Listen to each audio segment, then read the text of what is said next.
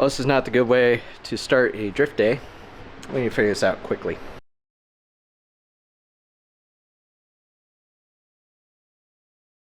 What's going on, everybody?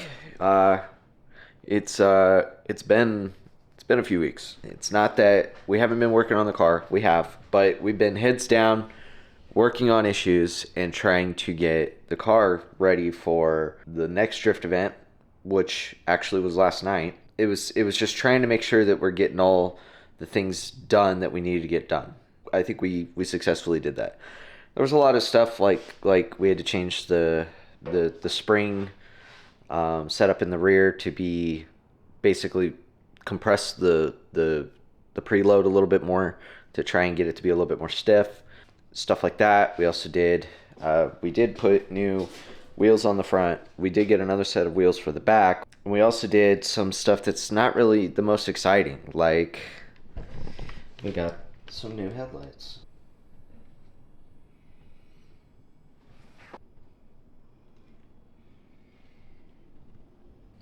I mean, we did a couple things with the front bumper. We got rid of the hair tie situation as well. So now we've got a quick release button. So you press that and the bumper comes off, and then you can just press it back in and you're done. No more hair ties. Those did take some time and they weren't very exciting, and I know that there are other things that we worked on, including coolant hoses and finishing the AC, which I am happy to report that we do have. There's still some problems. We've got some stuff to address there still. Not a big deal. I didn't film it because, to be honest with you, channel metrics have been atrocious for a long time now, and not even whatever. So I'm working on changing the format of how Garage Rats works, but I did want to check in to say the car is doing phenomenal now. We did have to up the air pressure in the rear, and I think the rear toe is a little too aggressive, so it's too gripped up for what it is. So I'm probably gonna end up pulling some toe out before we go to Tucson. But right now we're running at 75 pounds in the rear with a 2/10 of toe in and stock on in the rest. Right before the event, I went to go and leave, and I drive this car a lot. Go get dinner with it. I go do all kinds of stuff with it to make sure that it's not just roadworthy, but drift ready. The night before the event, I drove it to go get food. I had a weird issue where after I made my turn, it performed well making the turn. But then afterwards, as I was driving and just cruising down the road, the car kind of it didn't shut off. It was still going. And then it let out a really big, I don't want to call it a backfire because it didn't go backwards. It was like it was still pumping fuel, but it wasn't pumping, or there was no ignition. And then all of a sudden it all ignited at once and it fireballed. And then it started running again. And the car was fine. And then got to the light, stopped, took off again, got moving, and then it did it again. And I was like, it almost felt like it was like losing fuel, but at the same time, it's obviously had fuel because it's fireballing. So I was like, okay, that's crazy. It's weird. I don't know why something like that would be occurring all of a sudden. The only other time I've experienced issues like this were with the ECU. So I was a little paranoid about that, but I was like, you know what? Until it becomes a bigger issue, we're just going to send it. I also thought maybe it could have been something stupid like fuel slosh, but I was at, 3/4 of a tank full. Not the problem. The day of the drift event, about 1:30, 2 o'clock, I was getting ready to pull the car out so I can load it up and go meet Marcus and meet up with him to go to the drift event. And car started and then it shut off. And I spent the next 3 hours troubleshooting before the event.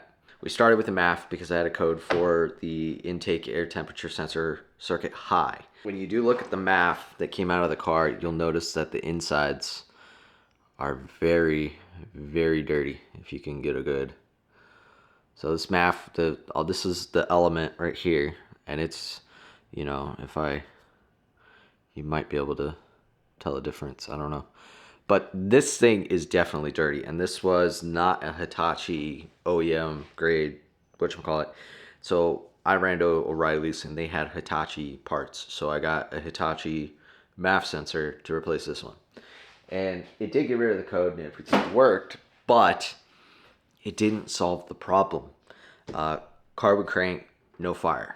And so while trying to diagnose this, one of the things I did is I plugged in my OBD2 reader, my ANOVA reader, and I realized I had no TPS that I was showing while I was just actuating the throttle. So I figured, okay, this is probably either a pedal position sensor or it could be a throttle body. So again, O'Reilly's came in clutch. They had both in stock. I don't know why all of this. Oh, there we go. Electronic throttle body. I was gonna say everything's in Spanish, but whatever. It did not solve the problem. So if you're running the Tally, it's $600 worth of parts. Ouch. And then, so I started going, okay, we need to figure this out. This isn't rocket surgery, right? This is something I've done TikToks about this, where there are 5 basic requirements of a gasoline engine. There's air, fuel, spark, timing, and compression. If you're not getting one of those, or the engine can't perceive one of those, the computer, you're not getting any fire, period. So it's unlikely that all 6 of my coils failed at once. It's unlikely that there was any wiring changes that caused all 6 coils to no longer fire. There's also, I can hear the fuel pump, so we've likely got whatchamacallit, but we needed to confirm that. So I pulled the plug, checked it. It was wet. We have fuel. We have air.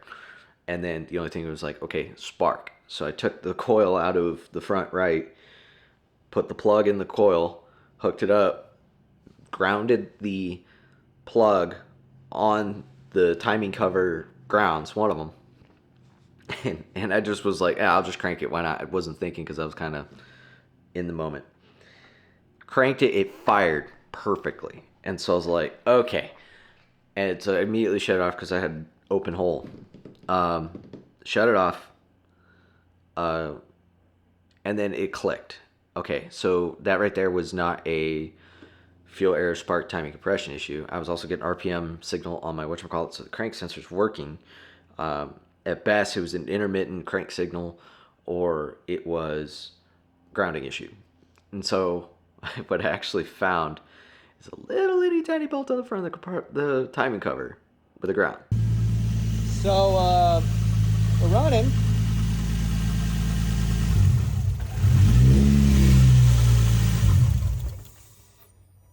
That looks important.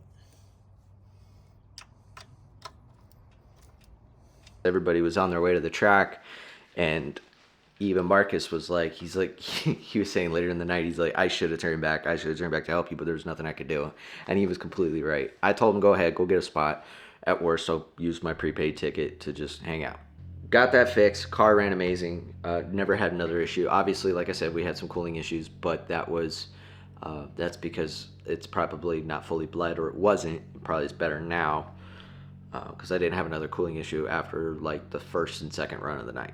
So I also didn't run my AC until, actually I didn't run my AC at all last night because it was nice. It was in the 70s at the end of the night, so it was great. So let's talk about what went wrong, other than having to buy a throttle body MAF and a pedal position sensor, or a pedal assembly. What ended up happening after that, when cooling issues, because obviously we put silicone hoses on and probably didn't get burped all the way. Well, for starters, we were trying to fight issues with grip, trying to figure out how to get the car sideways. We cranked it from 52 to 75. That obviously helped a ton. And the videos you're going to see in these next few clips are me at 75 pounds. So you got to understand too, the only driving I've done where it's actually been successful is on Sim, which is CarX on Xbox with a seat. So it's not even an accurate representation of drifting. Next thing to understand is I have not drifted this car in any other succession other than the last event that I made a video on, which meant it was either kicking it out and it gripping up and it's going no, and I don't have the power to brake it, or it was spinning out. So I'm still trying to figure out the rhythm of the car, and you can see in some of these clips the rhythm does exist at lower speed. So that's one thing. The other thing too is just we're still fighting setup, right? Because I don't have a full ton of angle and stuff like that, but we're also hitting lock. Alright, let's try this. Much better. There you go.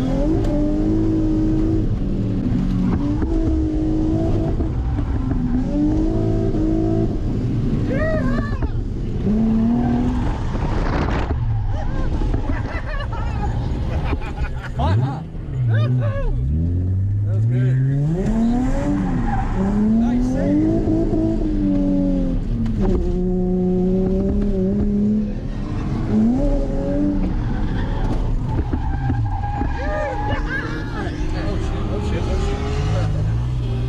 We're okay.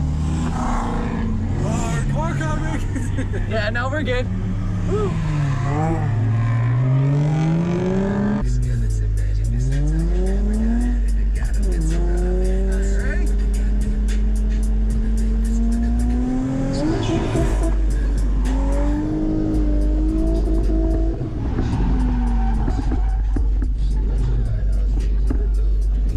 Hopped out of gear.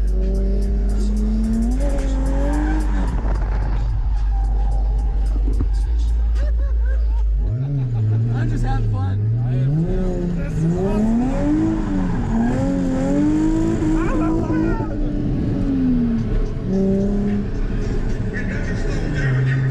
Okay, now we're getting into it. Yeah.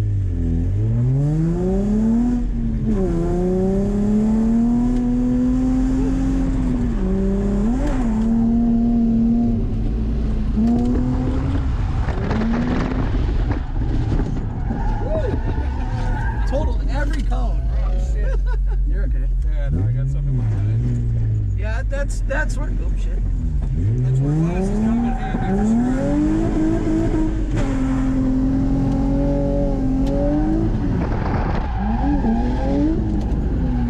Well, I was gonna say having a visor would help, but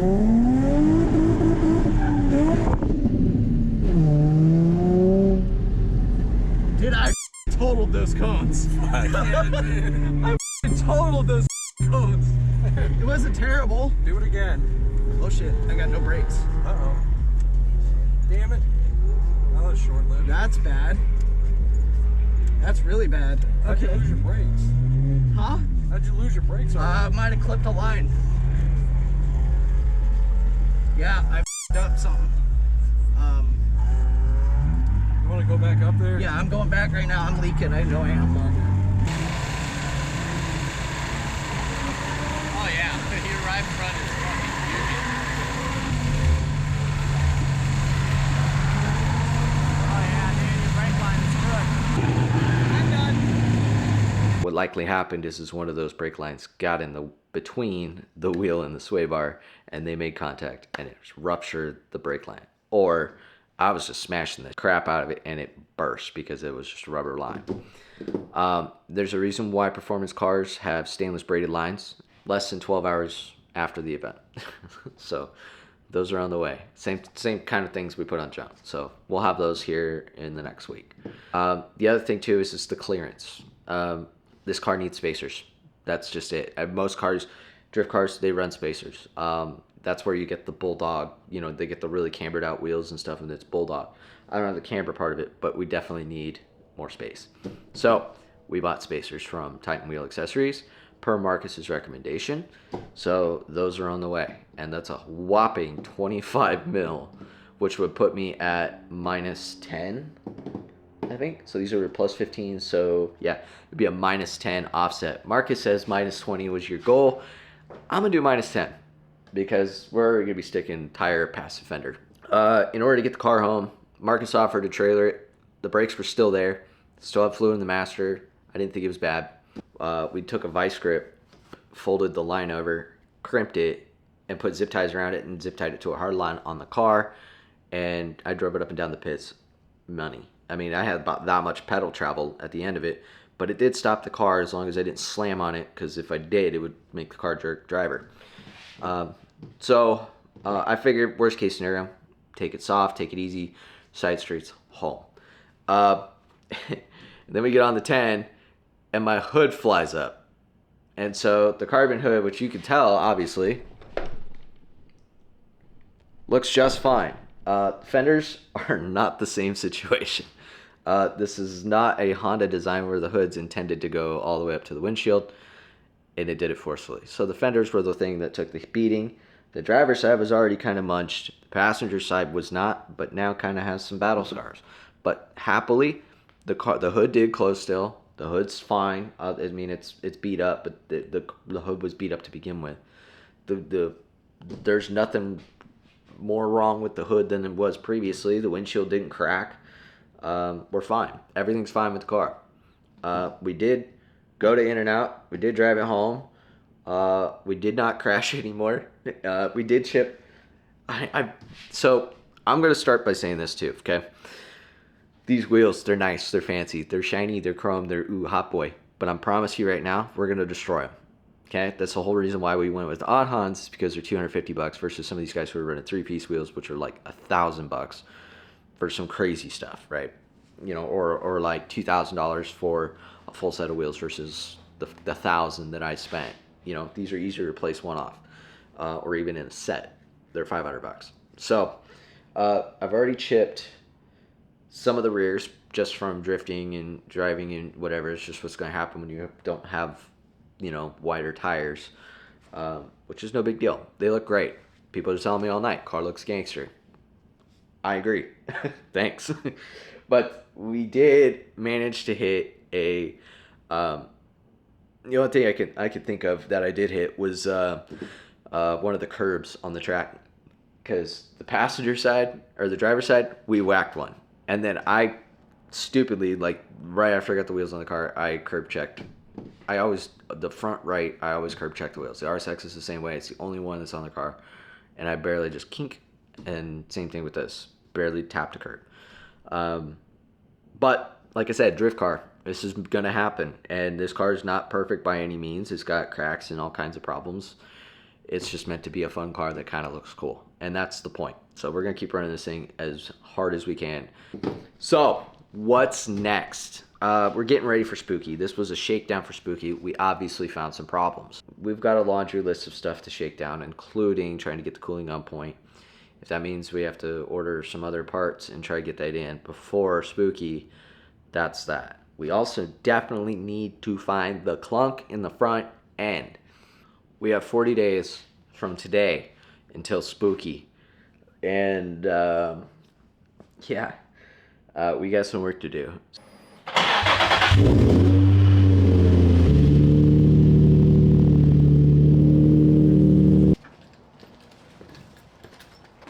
Before we wash it all off.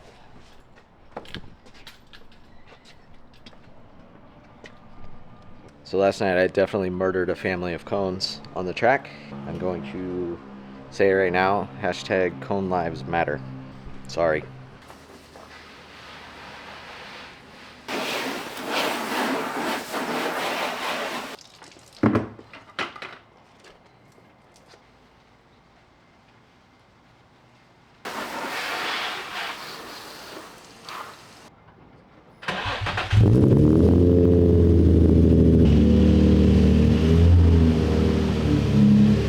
So we got the car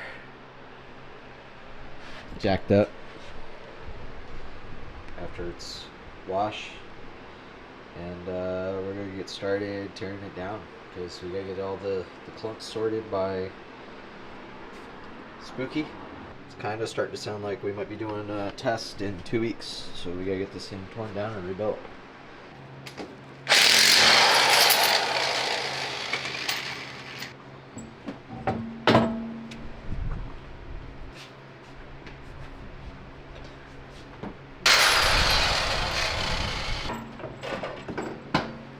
So this is the wheel.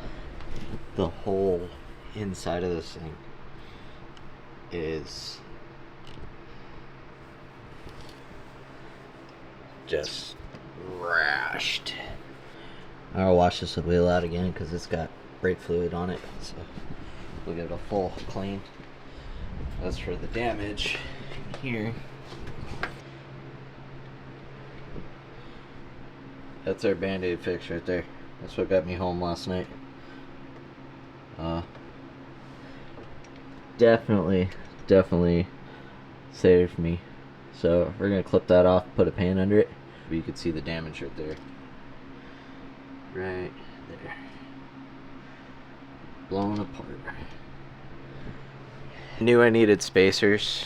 I just didn't know how badly I needed spacers. Now we know. Now we know. I want to go look at the other wheel now and see if it's got rash as well. Okay. I was hitting on lock. That's my problem. So yeah, clearly the spacers are needed, and those are on the way. For now, let's take the struts out and see what's going on. We have one coilover, two coilover, and at this point, I've determined upper control arms, upper ball joints, and one of the bigger noises was coming from a loose, I'm going to call it the compliance bushing because I don't know what it is, and I know on our RSX it's called a compliance bushing. I tried to look at the bushings in those seem fine. I don't get any forward back slop, so I'm going to call those okay. But they were loose and they were kind of moving around. After I tightened them, that noise went away, so that was a positive thing. But at this point, upper control arms, upper ball joints are definitely needed. I'm going to go price out what it costs to do that, as maybe well as lowers. And then we'll just get a kit ordered and hit as much of it as possible and pray that that makes a big difference, because we don't have a lot of room for error here. But I also don't want to tear down everything in the suspension if I don't need to. I'm going to go inside and see what we can find.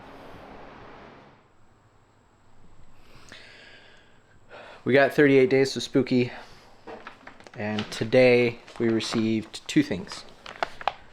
We got our new brake lines, same ones we ran on the hatch, and a set of Titan wheel accessory 25mm spacers for the car. We already put two on. I'll put one on. The other one's in here chilling. So we put the wheel on and ran it through the motions, and I'm happy to say that we are no longer hitting the control arm there or the sway bar there. So fortunately that means the clearance will be fine, and we also don't have a whole lot of poke in terms of sticking out, which is honestly I was a little worried about it, but once our upper control arms get here to replace the, because the one side's pooched, we'll be able to also camber it in a little bit to give it the signature drift car bulldog stance. But it's not going to be like crazy excessive. It's not going to be like FD cars where they're sticking out like a mile.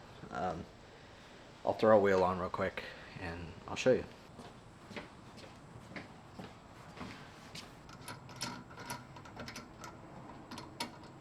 So you can see the poke isn't awful at full compression here. This is about what ride height would be, and with the arms we can camber this in a little bit so that we get our, when we're in full lock, it's more level when it rolls over.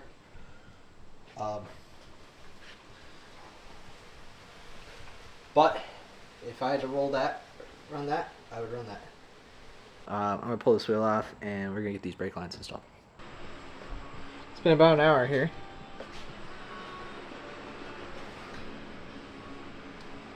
We got that new StopTech steel braided line installed on both sides. Caliper, or around the, we'll call it down the caliper for their instructions. We're just waiting on one other major component, and then when we get that, we'll put the struts back in. We should be able to get somewhere with solidifying the front end and making sure that our clearance issues are done. We're really trying to, Marcus gave me the green light last night that testing in Tucson's a real thing. I'm shooting for it. It's gonna be expensive, but